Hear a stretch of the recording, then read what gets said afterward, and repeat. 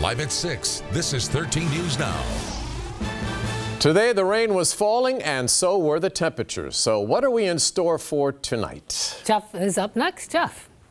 All right, what we're talking about are temperatures that are going to be way colder than what they were earlier. We're also going to have a little bit of rain. Notice the emphasis on the word little. Not much at all is left. A few isolated showers to the north, a few showers down to the south. So we've been having scattered activity. Now we're going to say isolated, meaning there's a lot less of it as we go through the evening. Right now out there we're at 43 degrees. So it has dropped a little bit. Winds out of the north at 18, but gusting up into the 20s, so it feels even colder than that. What I want to talk about, though, is this big change and where we go from here.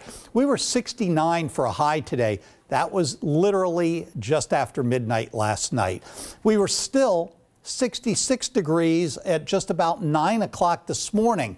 And then by 9:30-ish, we'd already dropped down to 55. So a drop of 11 degrees in a span of a little over half an hour.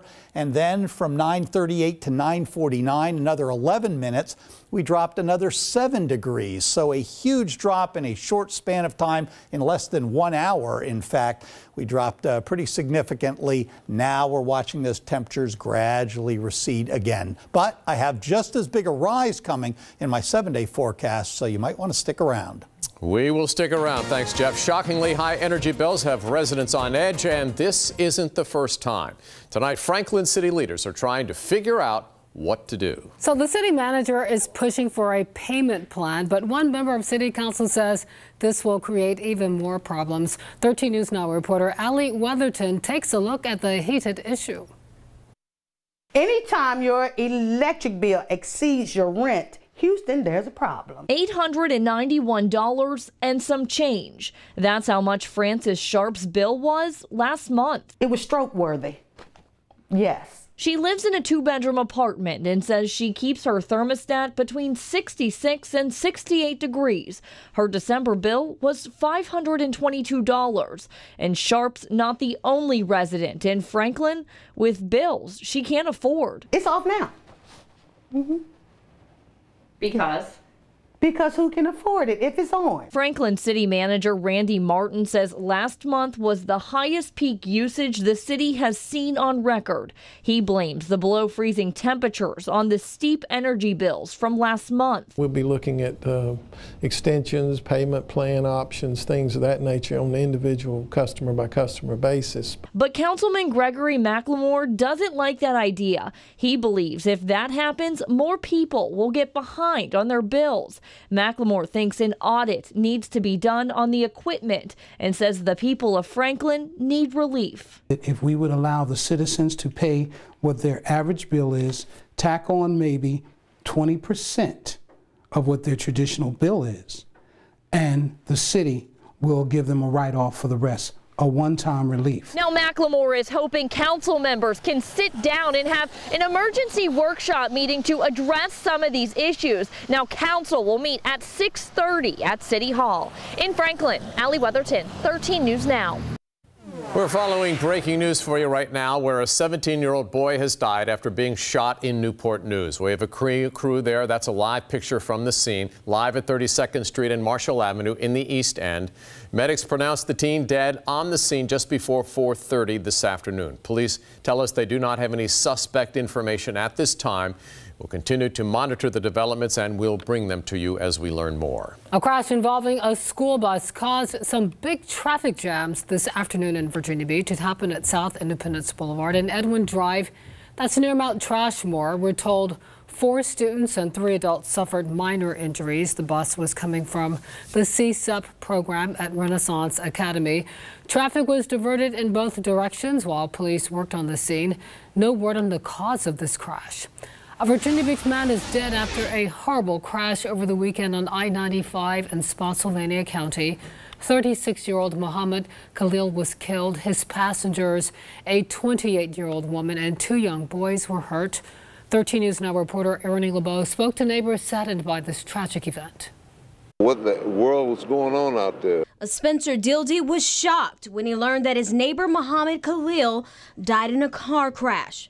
Last weekend, Virginia State Police say Khalil was driving along I-95 in Spotsylvania County when he lost control of his car. The car went off the road, hitting a guardrail before coming back into the line of traffic. While back on the highway, a tractor-trailer hit the vehicle. Medics took Khalil to the hospital, where he died. I mean, he's a good guy. Things like that happen, but never know, so close to you. Very good people, very good people. Meanwhile, police say a woman named Mafuja Sethi was also in the car, as well as 2 boys. They were taken to Richmond area hospitals.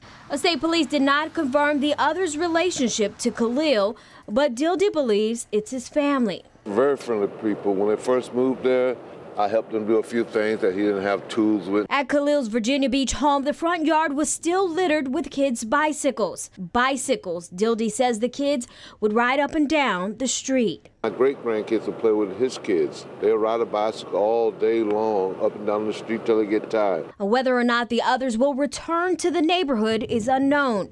But Dildy says they'll be missed. He's a good guy, but that's life, and this is tragic. Well, we're going to miss him around here because everybody knows him. In Virginia Beach, I'm Erin LeBeau, 13 News Now. Back live to our breaking news in Hampton. Traffic on I-64 West is moving again. You can see the traffic getting by on the shoulder. We're still waiting for an update on exactly what happened here. Stay with us on air and online for updates. An unusual death investigation is underway tonight. A man was found dead in his home over the weekend on Rivers Ridge Circle in Newport News. And police believe the man had been dead for several years. Reporter Megan Puryear talked to neighbors who were extremely surprised to hear the news. David, this case is very mysterious, and police tell us that there's no foul play involved, but neighbors are still not understanding how this happened. The old man, I just saw that the home a couple of years ago. That's Marissa Adna. She came in contact with her neighbor years ago, and that's the last time she saw him. He just said hi, and then they said hi also. Most people didn't think about him too much again until police cars carried a body out of an apartment Saturday morning. Police say the man was in his 60s, but neighbors want to know if anyone was checking in on him. But what about his mail piling up? What happened with that? How was he paying his association fees? You know, had they not received a payment in years? And how, as a community, do we not reach out and check on that? That neighbor didn't want to be identified, but she doesn't understand how no one ever knew, including the homeowners association. As an association, to see, hey, this man, he never gave us notice that he left, that he was renting his place or anything. Let's see what's going on. A nearby neighbor put in a welfare call to police when they got concerned. They hadn't seen their neighbor in a while. I talked to a neighbor who lives 2 houses down. I've lived here for 9 years. And she didn't even know he existed. And I've never seen anybody go in and out of that place as a resident. I haven't seen that guy. Neighbors still in shock this happened in their community. In Newport News, Megan Puryear, 13 News Now.